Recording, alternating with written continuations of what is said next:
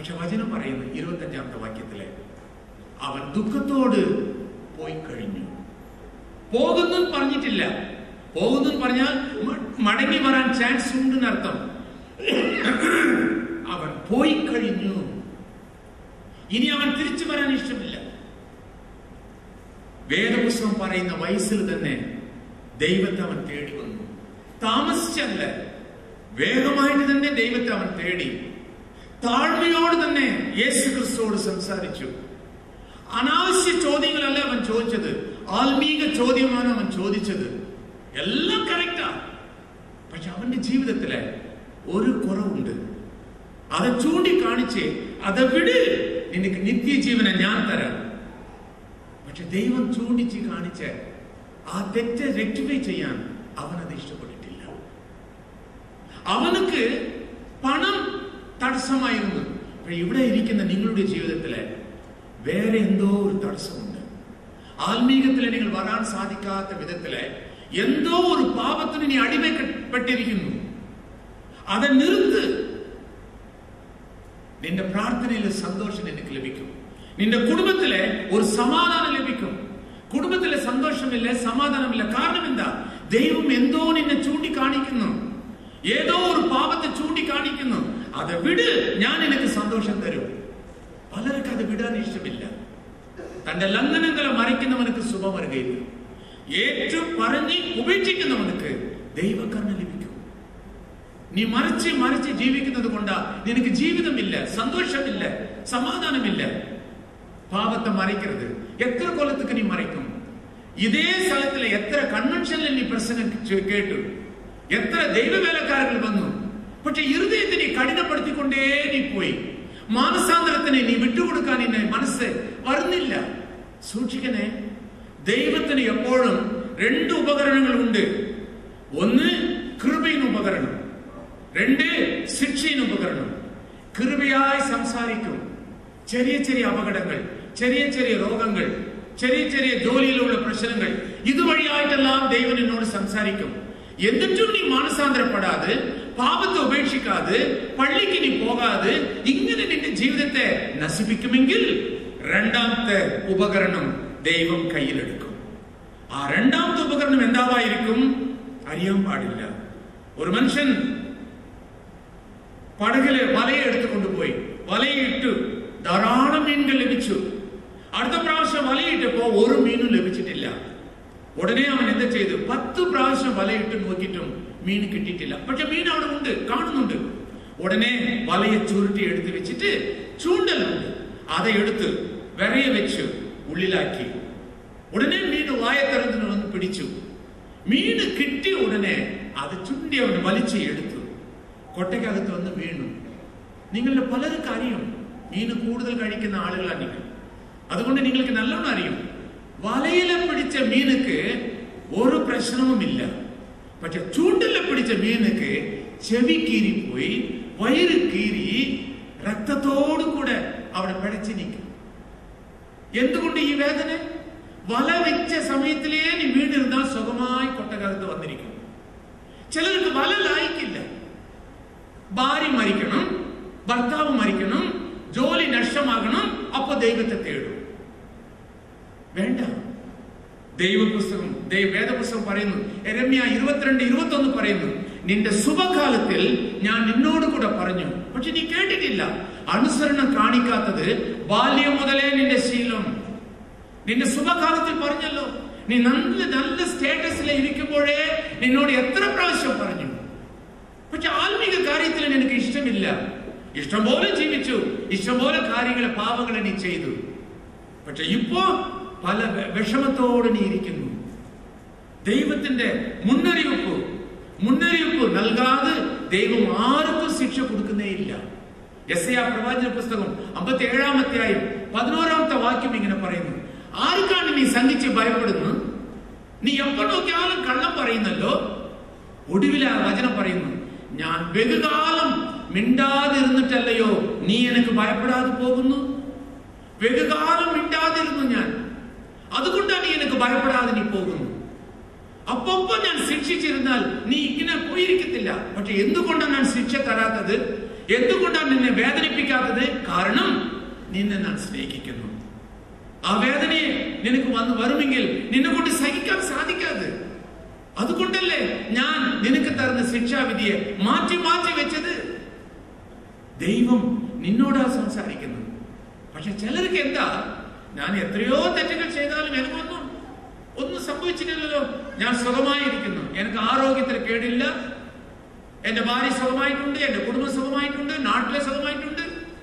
സഭാപ്രസംഗി 8-ാം അധ്യായം 16-ാമത്തെ വാക്യം, ദുഷ്പ്രവൃത്തിക്കുரிய ശിക്ഷാവിധി തൽക്ഷണം നടക്കാത്തത് കൊണ്ട് മനുഷ്യൻ പാപം ചെയ്യുവാൻ ധൈര്യപ്പെടുന്നു.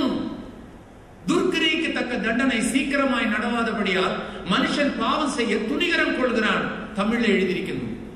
ദുഷ്പ്രവൃത്തിക്കുரிய ശിക്ഷാവിധി തൽക്ഷണം നടക്കാത്തത് കൊണ്ട്, നീ ചെയ്ത പാപത്തിന് ശിക്ഷ ഇന്നും വന്നിട്ടില്ല, അതുകൊണ്ട് വീണ്ടും വീണ്ടും പാപം ചെയ്യുവാൻ നീ ധൈര്യപ്പെടുന്നു. രണ്ടാമത്തെ ഉപകരണം വേണ്ട, ദയവായിട്ട് വേണ്ട. ഇന്ന് രാത്രിയെ നീ മാനസാന്തരപ്പെടുന്നത് നിനക്ക് നല്ലത്. ഭാര്യ മരിച്ച ശേഷം നീ കരഞ്ഞിട്ട് എന്നാ പ്രയോജനം? നിന്റെ ജോലി നഷ്ടപ്പെട്ട ശേഷം നീ കരഞ്ഞിട്ട് എന്നാ പ്രയോജനം? ദൈവത്തിന്റെ ആത്മാവ് നിനക്ക് വളരെ വ്യക്തമായിട്ട് നിന്നോട് സംസാരിച്ചു കൊണ്ടിരിക്കുന്നു. ഇപ്പോഴേ നീ മാനസാന്തരപ്പെടുവാൻ നീ തീരുമാനമെടു. കർത്താവേ, നേരത്തെ മാതിരി അല്ല ഞാൻ, ഇപ്പൊ എന്റെ ജീവിതമെല്ലാം മാറിയിട്ടുണ്ട്, ദയവായിട്ട് എനിക്ക് മാപ്പത്താ കർത്താവേ, എന്റെ പാപങ്ങൾ ക്ഷമിക്കണം. യോഹന്നാൻ 3-ാമത്തെ വാക്യം പറയുന്നു, ഒരുത്തൻ വീണ്ടും ജനിക്കാൻ പോയാൽ അവൻ സ്വർഗരാജ്യത്തിലേക്ക് കയറത്തില്ല. വീണ്ടും ജനിച്ച അനുഭവം ഇല്ലാതെ പോയാൽ ഏത് മിനിറ്റിൽ മരിച്ചാലും നീ സ്വർഗത്തിലേക്ക് കയറാൻ സാധിക്കാതെ. പക്ഷെ രക്ഷിക്കപ്പെട്ട അനുഭവത്തോട്, വീണ്ടും ജനിച്ച അനുഭവത്തോട് ഇന്ന് രാത്രി മരിച്ചാലും നിത്യജീവൻ, നിത്യനിത്യമായി മരണമില്ലാത്ത ആ ജീവിതം നിനക്ക് ലഭിക്കും. ഏതാണ് നിനക്ക് വേണം? പ്രാർത്ഥിക്കാമോ? രണ്ടാമത്തെ ഉപകരണം വേണ്ട കർത്താവേ എന്ന് പ്രാർത്ഥിക്കാമോ? എല്ലാവരും എണിച്ച് നിന്ന് നമുക്ക് പ്രാർത്ഥിക്കാം. അവസാന പ്രാർത്ഥന, എല്ലാവരും എണിച്ച് നിൽക്കട്ടെ, കണ്ണടയ്ക്കട്ടെ.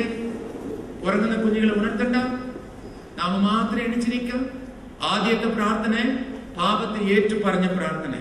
അത് കഴിഞ്ഞിട്ട് നിങ്ങളുടെ പ്രശ്നങ്ങൾക്ക് വേണ്ടി ഞാൻ പ്രാർത്ഥിക്കും, നിങ്ങളുടെ രോഗത്തിന് വേണ്ടി പ്രാർത്ഥിക്കും. പാപങ്ങൾ കഴുകപ്പെടാതെ നീ എത്ര കരഞ്ഞാലും നിന്റെ പ്രാർത്ഥനയ്ക്ക് ഉത്തരം ദൈവം നൽകത്തില്ല. ഇതാണ് ദൈവത്തിന്റെ ചിട്ട. അതുകൊണ്ട് ആദ്യം നിന്റെ പാപങ്ങളെ സമ്മതിക്ക്. പാപങ്ങളെ ഒളിക്കരുത്, ഹൃദയത്തെ നീ കഠിനപ്പെടുത്തരുത്. ദയവായിട്ട് ഏറ്റുപറ. എല്ലാരും കണ്ണടിച്ച്, ആർക്ക് എന്തെല്ലാം മനസ്സിലെ ഏതൊരു പാപത്തെ ദൈവത്തിന്റെ ആത്മാവ് ഉണർത്തിക്കൊണ്ടിരിക്കുന്നു ആ പാപത്തെല്ലാം നമുക്ക് ഏറ്റുപറയാം. ക്ഷമിക്കാൻ ദൈവം കാത്തിരിക്കുന്നു. അതിനുവേണ്ടിയല്ലോ അവൻ ക്രൂസിൽ വേദന അനുഭവിച്ചത്. നീ കയ്യിൽ ചെയ്ത പാപത്തിന് ശിക്ഷ അനുഭവിക്കാൻ വേണ്ടിയവനാ നീ. പക്ഷെ ദൈവം പറയുന്നു, അവളെ വിട്ടിട്, അവളെ വിട്ടിട്, എന്റെ കയ്യിൽ ആണിയടി. നിന്റെ കാലിൽ ചെയ്ത തെറ്റ്, ആ വീട്ടിലെ പരീക്ഷ ഉണ്ടെന്ന് എനിക്ക് അറിയും. പക്ഷെ അതേ വീട്ടിൽ നീ വീണ്ടും വീണ്ടും നീ പോയല്ലോ. ആരും അറിഞ്ഞിട്ടില്ല നീ വിചാരിച്ചു. പക്ഷെ ദൈവം ഇന്ന് പറയുന്നു, നീ ആ വീട്ടിൽ പോയത് പാപം ചെയ്യാൻ വേണ്ടി തന്നെ. ആ കാല് ശിക്ഷിക്കപ്പെടാൻ വേണ്ടിതാ. പക്ഷെ ദൈവം പറയുന്നു, അവനെ വിട്ടിട്, അവളെ വിട്ടിട്, എന്റെ കാലിലെ നാ ആ ശിക്ഷയെ ഞാൻ താങ്ങിക്കൊള്ളാം. നിനക്ക് വേണ്ടി ദൈവപുത്രൻ എത്രമാത്രം വേദനയെ അനുഭവിച്ചറിയുമോ? നീ അനുഭവിക്കാൻ പാടില്ലെന്ന് പറഞ്ഞിട്ടാണ് തന്റെ ശരീരം മുഴുവനും അത്ര പാടുകളെ അവൻ സഹിച്ചു. നിന്നെ വേദനിപ്പിക്കാൻ പാടില്ലെന്ന് പറഞ്ഞിട്ടാണ്. ഇന്ന് എത്ര കൊല്ലത്തേക്ക് നീ അവനെ ദുഃഖിപ്പിക്കും? ഇന്ന് എത്ര കൊല്ലത്തേക്ക് അവൻ ക്രൂസിലെ അവൻ വേദന അനുഭവിച്ചു കൊണ്ടിരിക്കും? അവനെ ഇറക്കണ്ടേ? അവന്റെ വേദനകളെ നീ മാറ്റണ്ടേ? ഹൃദയത്തെ കഠിനപ്പെടുത്തരുത്. ദൈവത്തിന് മുമ്പ് തീരുമാനമെടു. ഇന്നു മുതൽ കർത്താവേ, ബൈബിൾ വായിക്കാതെ ഞാൻ വെളിയിൽ പോകത്തില്ല. സദസ്സവാക്യം 28:9 പറയുന്നു, പ്രമാണം വായിക്കാത്തവരുടെ പ്രാർത്ഥനയെ ഞാൻ കേൾക്കത്തില്ല, ഞാൻ അത് വെറുക്കുന്നു.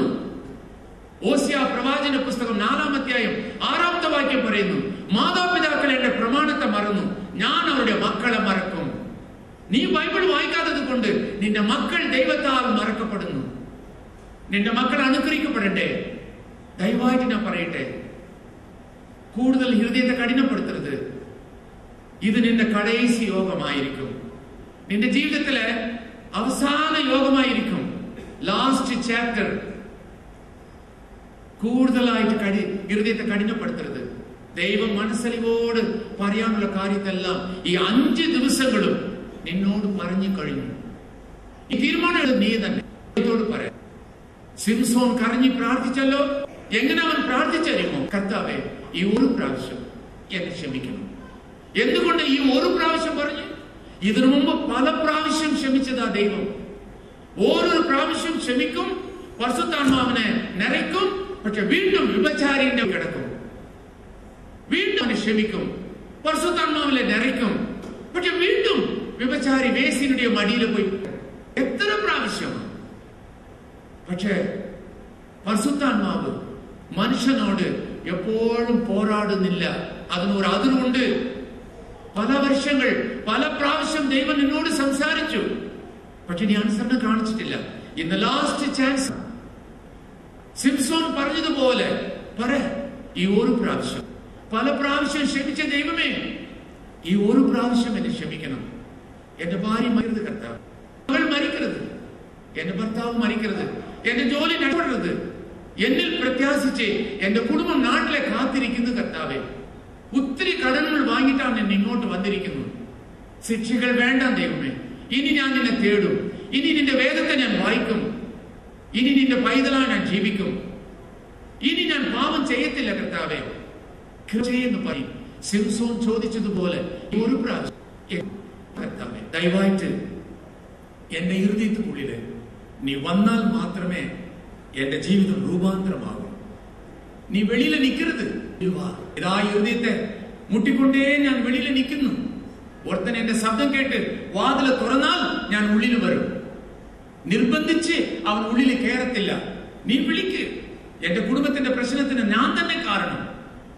പക്ഷെ എന്നെ കൊണ്ട് ഉപേക്ഷിക്കാൻ സാധിക്കുന്നില്ല. ആ തെറ്റെ എന്നെ കൊണ്ട് ശരിപ്പെടുത്താൻ സാധിക്കുന്നില്ല. നീ ഉള്ളിൽ വാ കർത്താവേ. എനിക്ക് ബലം കൊടുത്താൽ തീർച്ചയായിട്ടും എന്റെ പാപത്തിൽ നിന്ന് എനിക്ക് വിടുതൽ കിട്ടും.